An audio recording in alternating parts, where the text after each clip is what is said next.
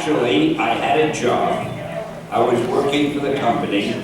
I wanted to keep my job so I'd be able to pay the rent. And my publisher said, I want you to dream up some new characters for us. So I either had to do it, or he would have fired me. So I dreamed them up. I mean, that's what you do when the publisher says so. That was it. I could lie, but why do that? You're too important to me for me to lie to you. Stan, thank you for coming. What are you looking at me for? You gotta look over there. So thank you for coming. You're welcome. Thank you for being here to thank me for coming.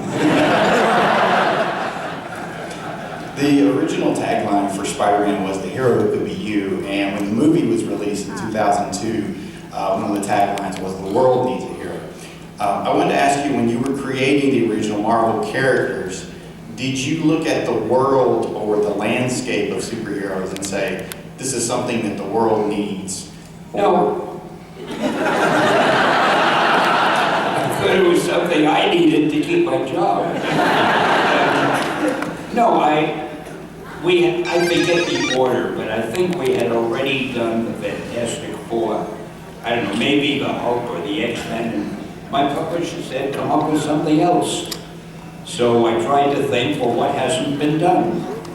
That's the way you do it. You don't think of what you want to do, you just think of what hasn't been done, and you pick that. And I realized nobody had done anything about an insect crawling on walls who became human. And what happened was I had seen a spider. No, it wasn't a spider, I saw a fly crawling on the wall, and I thought, gee, that would be a great superpower for somebody if they could crawl on walls like an insect. So I figured I would do that. And then I figured, well, I need a name for him. So I thought Insect Man didn't sound dramatic. Fly Man, Mosquito Man. And then I got to Spider-Man. So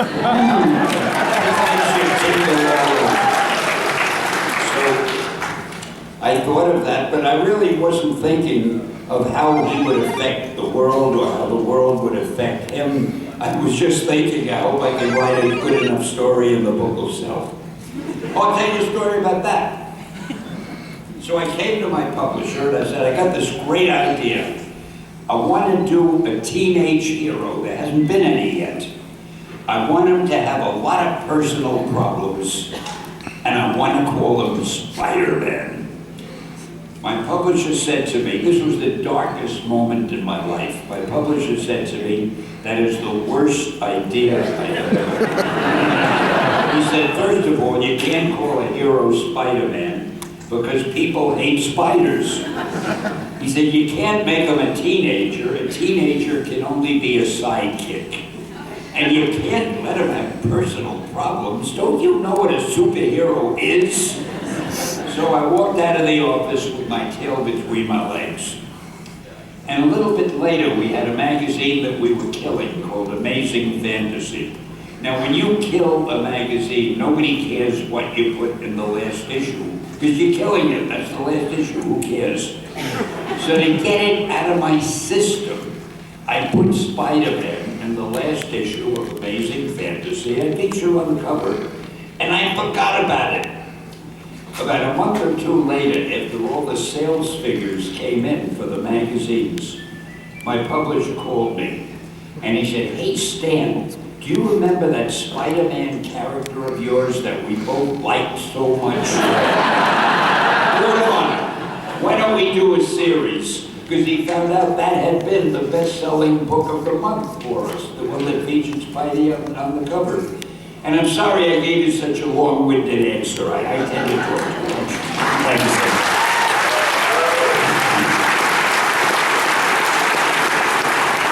But you learned a little bit of history. Hello.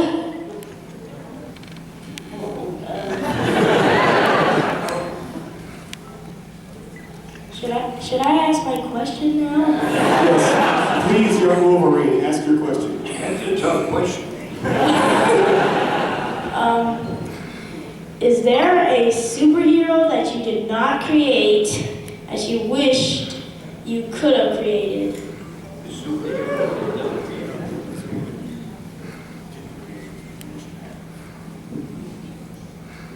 I wish I had created Superman or Batman.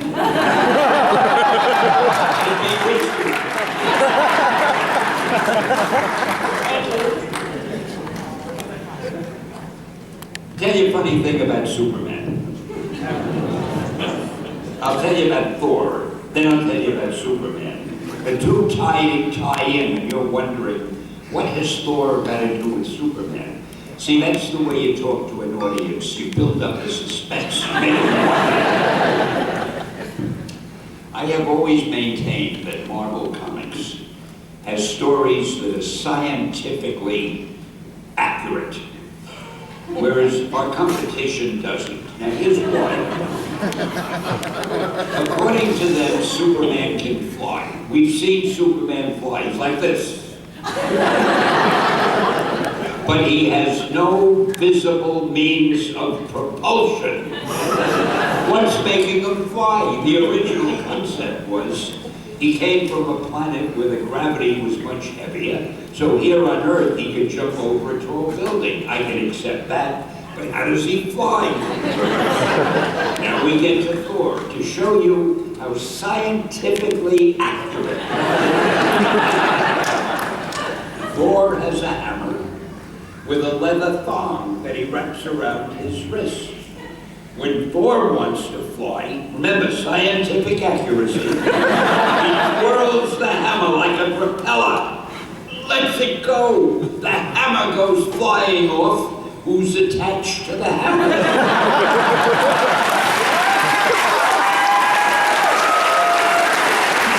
rest my case. Mr. Lee, I just wanted to say I grew up in 70s and 80s, read Stan's Soapbox every issue that I could. I only sent one fan letter out when I was a kid, and it was to you. You're the reason I'm a teacher. You're the reason for so many things that I've done in my life, but this is the best one right here, and I just wanted to say thanks. Well,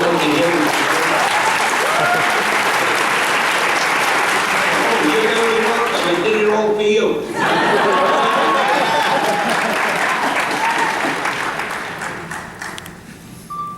Wow, it's really quiet, sorry. All right, my question, I'm a huge fan of the X-Men, so my question is, I've noticed that the X-Men host a variety of diverse characters, and I just want to know if you would consider this intentional, and would you consider yourself a social advocate? Something about the X-Men.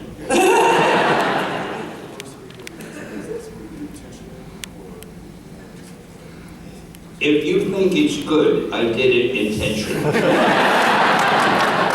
No, but I wanted them to be diverse. The whole underlying principle of the X-Men was to try to be an anti-bigotry story, to show that there's good in everything.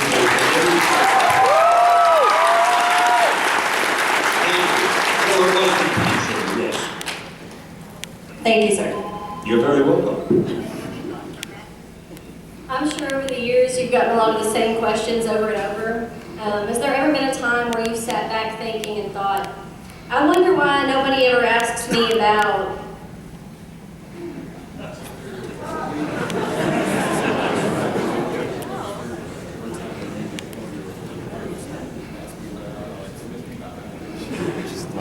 No, I've never said I wish somebody would ask me about anything in particular.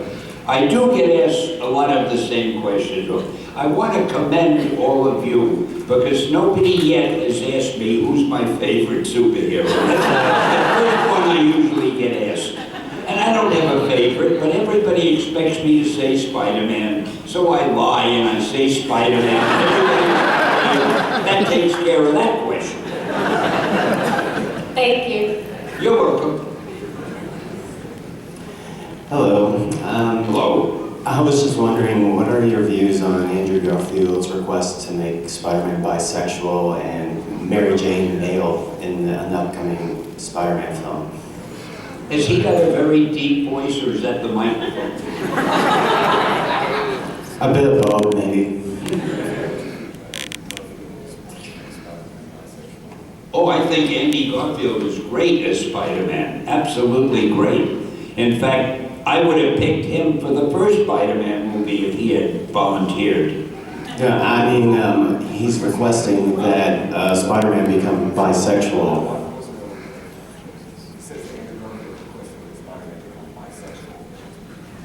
He's becoming bisexual.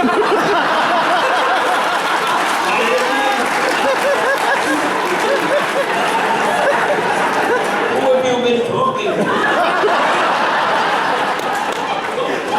I don't know, seriously, I don't know anything about that. And if it's true, I'm going to make a couple of phone calls.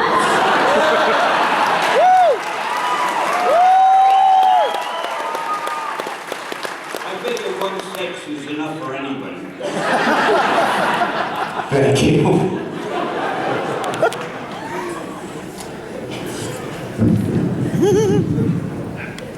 Can I go now?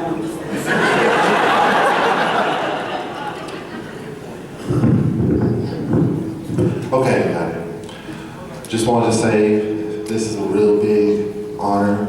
You've been my fan since I was a child.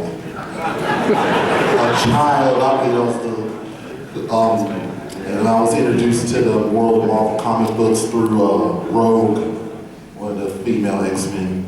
And that's how, and then from there on, it's been like an addiction. But this is one big serious question for me. The reason why I'm here and stuff like that is because of you.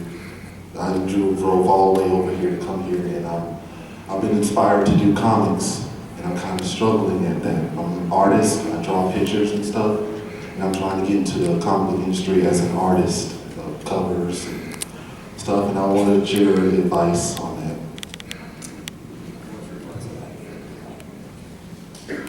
You know, that's probably the toughest question I can answer. If you want to get into the comic book business as a writer, it's very difficult because the business has become so big and so glamorous to people that some of the best professional writers are now writing comics. People who have done best-selling books, people who have written movies, they're now writing comics.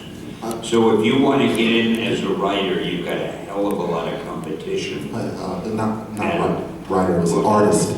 Artist. Okay, as an artist, it's easier.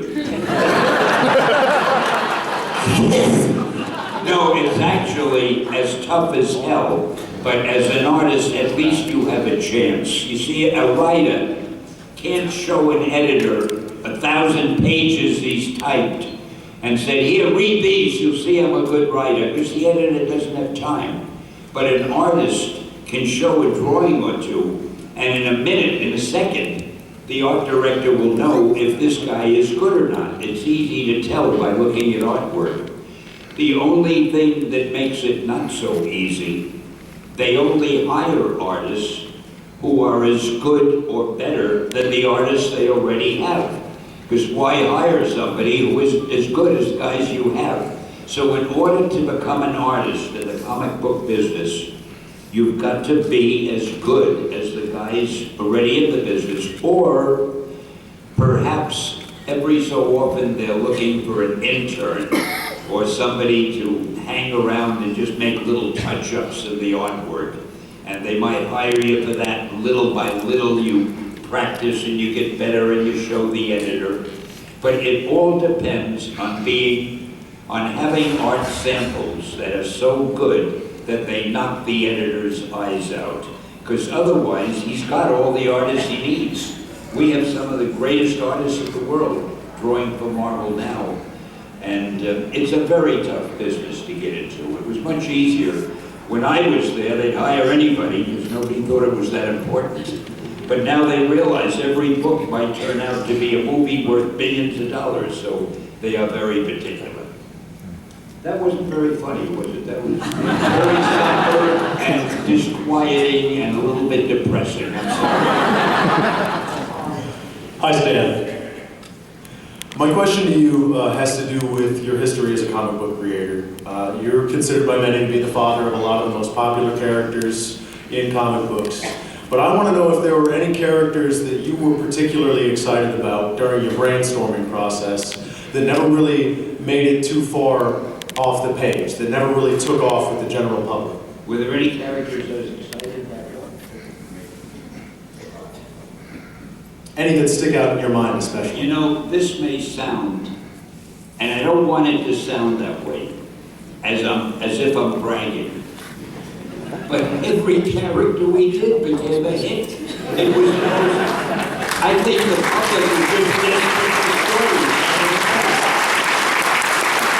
I mean, we started with the FF, and then again, I don't know the exact order, but the Hulk, and Spider-Man, and Daredevil, and Sergeant Fury, and then S.H.I.E.L.D., which was taken from Sergeant Fury, and then there was Iron Man, and then there was Doctor Strange, and the Silver Surfer. They all became, we didn't have one superhero that we ever did that didn't work out or that didn't last.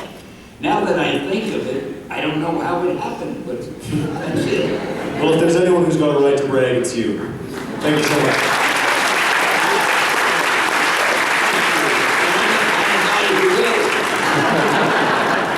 All right, Mr. Lee, it's not a comic book question. I just wanted to ask you how you enjoyed working with Kevin Smith on Mallrats and stuff. Oh, he's wonderful. He's one of my best friends. He's brilliant. I love working with him. Except sometimes he says things that are cleverer than I do, and I sure resent Of course, thank you. Hi Stan, thank you for teaching me that with great power comes great responsibility. My question to you is, you've obviously accomplished so much. What accomplishment are you the most proud of? I don't know, I don't think about it much. I think I'm proud of the fact that Marvel Comics turned out to be as big and successful as it is, but I wasn't the only guy doing it. I worked with the greatest artists in the world who made every story I wrote look better than it really was.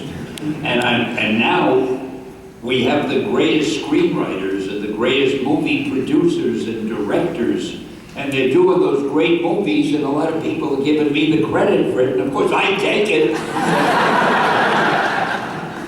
I don't have much to do with the movies, except of course it's my cameos that makes them hits. I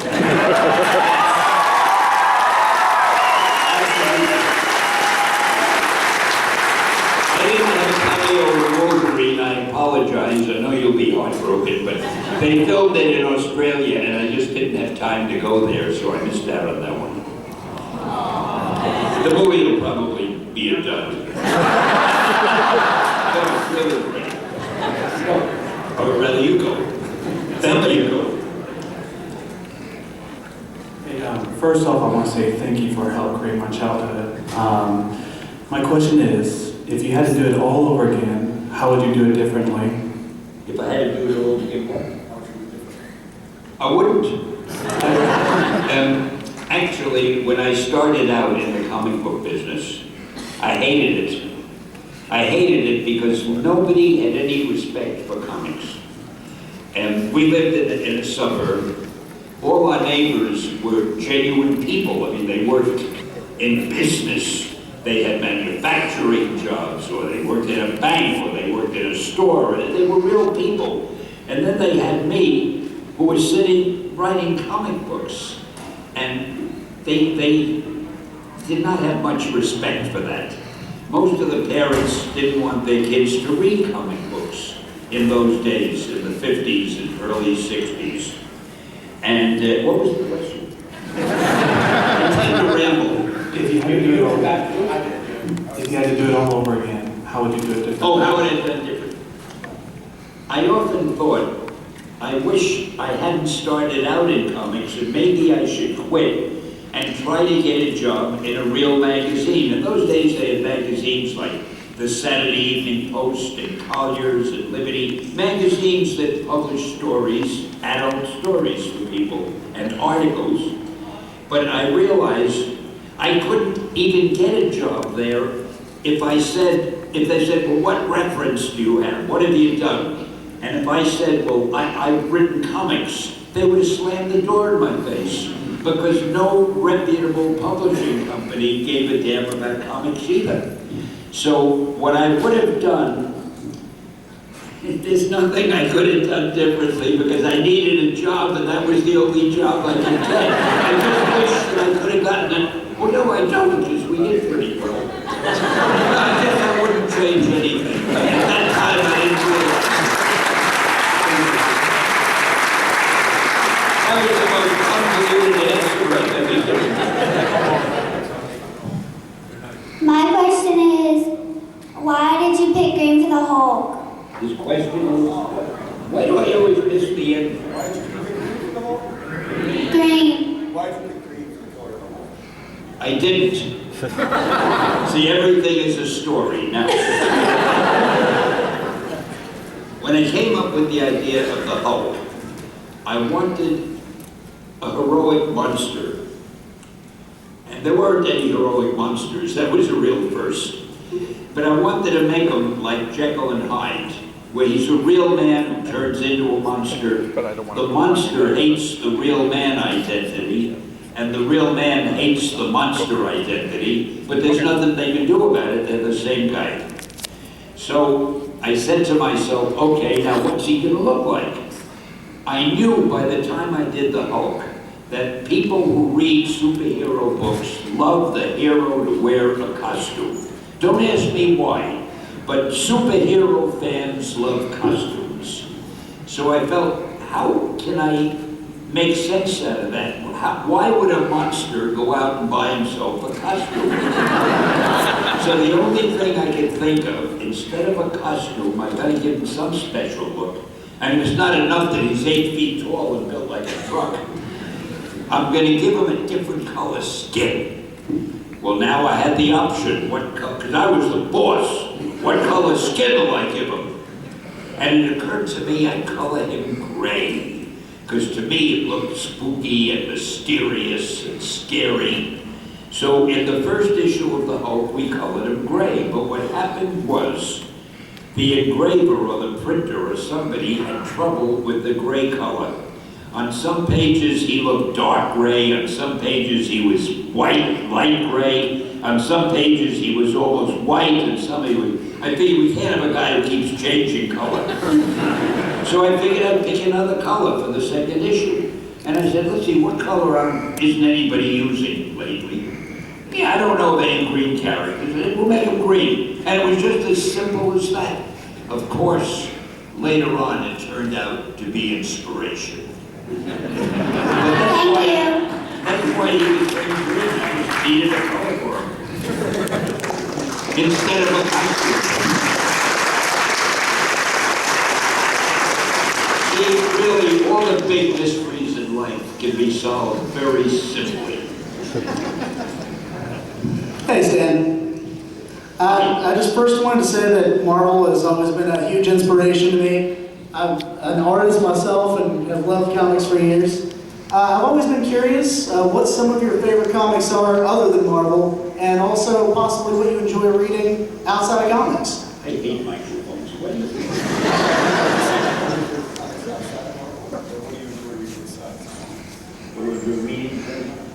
Believe it or not, I don't have time to read for pleasure anymore, which is my biggest regret. I used to always have at least a couple of books at my end table, and I'd read before I went to sleep. Now, I'm too tired because I really work pretty hard. And the first part of the question was what? Say again? What comics do you enjoy outside of Marvel? I don't read any outside of Marvel. In fact, I'm very unhappy to tell you, I mostly don't even have the time to read Marvel comics. They send them to me, and I look at the covers just to sort of try to keep up with what's going on. But I don't have time to read them. So I hope they're good. Now they are, so thank you. You're welcome. I heard that. Thank you. First off, Mr. Lee, I want to thank you. Some of my lasting memories of my grandfather revolve around your words or your creations. I remember watching The Incredible Hulk with him, or Spider-Man in the morning, on Saturday morning, where he would pick up a comic and reading it to me. So I just want to thank him for linking me to my grandfather closer. Second, we're all here because we geek out and and draw inspiration from him. What do you geek out about Mr. Lee, and what do you draw inspiration from? Sounds like you got a long question, Tony. What do I want? What do you get excited about? What do you draw inspiration from? Well, I don't know that I get any inspiration. I love movies. I love books. I don't have time to read them now, but I certainly was a voracious reader up until the past few years. I also don't, it's terrible, I don't hear as well as I did, and I don't see as well as I did, so it's a little tough to read also. I get inspiration from everything in life, the people you meet, the people you talk to, everything you see, the news. I mean, the world is so exciting. There are so many exciting things going on at any minute. There just isn't, I regret there isn't enough time to follow up on everything. And I also love philosophy. I wish I had more time to read about Socrates and people like that. And their thoughts about what the world was and what is. Excuse me, I thought I saw an empty chair. I do not speak to an audience when there's an empty chair. Oh no, it's okay. I was wrong. Did I? Okay. Yeah, he answered that real well. First of all, like everyone else, I just want to take a moment to tell you how amazing you are. I know you don't need me to tell you that. I'm pretty sure you know. But anyway, I'll try to be brief. Over the years, with the sheer number of artists and writers who have been involved in Marvel Comics, the characters have changed pretty drastically. So I just kind of wanted to get your opinion on the evolution of some of the characters you were involved in creating, how they've changed, and whether you feel it's for the best. I heard over the years the artists. Yeah, there's been an evolution of the characters throughout the years, and she's interested to know what you feel about that. What do you think about the way that some of these artists develop the characters and take them to different places?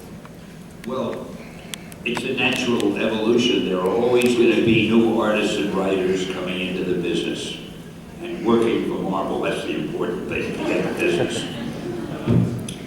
And no creative person wants to simply do what was done before him. So a new guy takes over a strip and he says, well, what can I do to put my own imprimatur on it? How can I make it different? How can I make it mine? And he'll decide I'll kill off a character, I'll add a new character, I'll change a character to something else, or I'll let it take place in another time or in another place. Every creative person feels pretty much the same way. They hate to just feel they're imitating what the people ahead of them did. That's why in comics so many characters die and then they're brought back to life again. Each new writer has a new idea about that. Did that explain it? Or did I confuse them more than ever? No, that was perfect. Thank you very much. You're welcome. Does that mean we're finished? Oh, well, hi, my name is Jen. I'm so nervous. I'm so glad to get to meet you. My husband and I are great fans of your work. Iron Man rules. He's the best. And I'm just struggling better myself. So what gives you inspiration? What kind of things do you do? Did you do like to write? Because I'm like constantly writing, noise reading. And it's terrible. I hear the voice and I can't make out the words.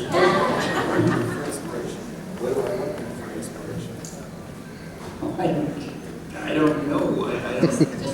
I don't know that I have inspiration. And I do what everybody does. I go to a place like this and I get all kind of accolades and compliments.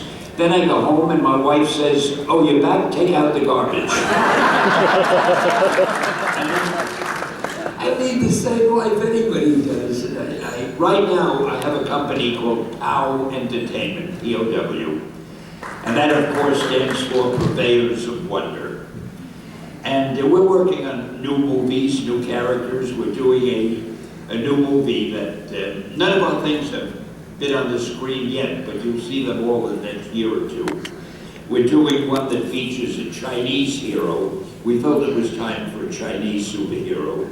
we're doing another one that features an Indian superhero from India, not an American Indian, although we'll do that one day, and it won't be Tonto. And we're doing a lot of new stuff. We have something called, might as well get a little advertisement in here. We have something called Stan Lee's Mighty Seven, which will be 3 cartoon animated movies that will appear on the Hub Network, and then they'll be put together somehow and shown in theaters. And so I'm keeping busy, but I also keep my hand in at Marvel. I still talk to the people and beg them to let me do a cameo, or they beg me. We beg each other. Sometimes they beg me not to, and that's my life. It had nothing to do with inspiration. It just really, I like to keep working. I do too. Thank you. Thank you. Okay, you're a lucky young man. We've got time for 2 more, so you get to be one of those 2. Let's see what your question is. Well, when you first started working at Marvel, you had your first comic work, and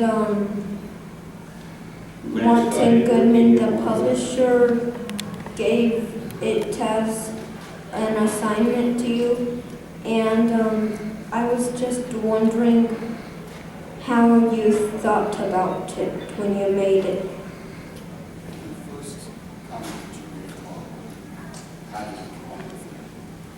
Oh, I think the first character I made up was called the Destroyer. I have absolutely no idea how I came up with it. I usually would make up characters depending on a name. The first thing I would think of is a name. Like once I had the name Spider-Man, everything else fell into place. And I must have come up with the name The Destroyer and said, oh, that's a good name, now what'll he do? And then I had him do something, but it was so long ago I don't remember the story or what he did or anything about him. In those days, again, my publisher was a funny guy. We would do an issue or 2 of a character, and he'd say, that's enough, now let's do another character. He had a short interest span. And so I would just keep coming up with a lot of different characters, one of which was The Destroyer. It was a good name. I should have held on to it. Could have used it for Power Entertainment. Thank you. And 1 more. Thank you, Stanley. You're very inspirational to me and inspirational to a doctor, a vet in Ireland who's called the Bionic Vet. He came up with a way to help a dog heal his bones by an inspiration from X-Men that he calls the Wolverine technique. So, it's not a question yet, but there's a vet in Ireland who's called the Bionic Vet because she's developed a technique for helping dogs' bones heal that she calls the Wolverine technique, based on X-Men ideas. So we'll sue.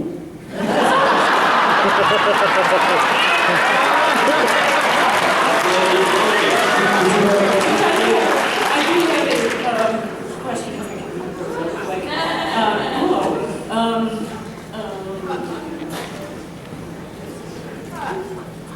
What am I? It slipped my mind. It's okay. If you want to take somebody else, it's great. Thank you. I don't actually have anything that interesting to say. I was just wondering if I could shake your hand. Okay. Do you actually have a question in the green row? Okay. I know you do. I'm sorry. It's just no time. Thank you. I actually have 3 questions. First. Okay, we only have time for 1 question. Okay. So pick How which one do you you want. feel that they made Cyclops kill Professor Xavier in the new Marvel? How do you feel about the Cyclops killing Professor Xavier? I didn't know he did. What a rotten thing to do. They made it in the movie. I wasn't aware of that. But I feel it's terrible. And I'm being told we can take your last 2 questions too. So you guys, you're winners in the end. Not the green. We're getting one for each. Sorry. Thank you. Why did he kill Professor Lee? I better look into this. All right, let's have it. How you doing, Stan? My name is Jerry. Within these past 6 months, I've opened Old Comic Company, and we published our first one, and it's off the ground local in Louisville, and we're just about sold out of our first issue. My question to you is how to keep this thunder rolling, and for a creator and writer, one to another, what is your advice?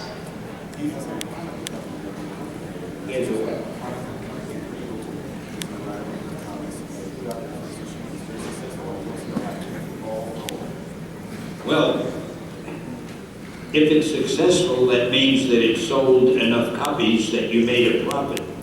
So you take that profit, you turn out more copies, and you try to make every issue better than the last. So you keep getting more readers. And if you think you've really got something good, you try to show it to somebody who might know somebody who's in the movie business who might consider it for a movie, but you can't do that until you can tell the guy in the movie business, look at this, I did it myself, and it sold 50,000 copies, and every month it sells more, it's a big hit. Otherwise, they won't care. It could be the greatest thing in the world, but if they don't feel it was successful as a comic book, they won't bother with it. That was another very dull answer. I can be dull. Thank you, Stan. You made it. Yes. I made it, thank God. First, I want to thank that gentleman over in the red shirt for giving me his place in line. He's awesome. And second, I want to say, holy crap, I'm talking to Stanley right now. Yeah, it must be a big moment. I hope somebody is recording it for you. Actually, I have it on my cell phone right now. And third of all, one of my best friends in this whole world is on the phone with me right now. And I would really love for you to say hello to her right now. Her name is Paige. Oh, I'm sorry. Say hello. Hey, Paige, are you there? Hello. I've been wanting to say hello to you for the longest time. I hope everything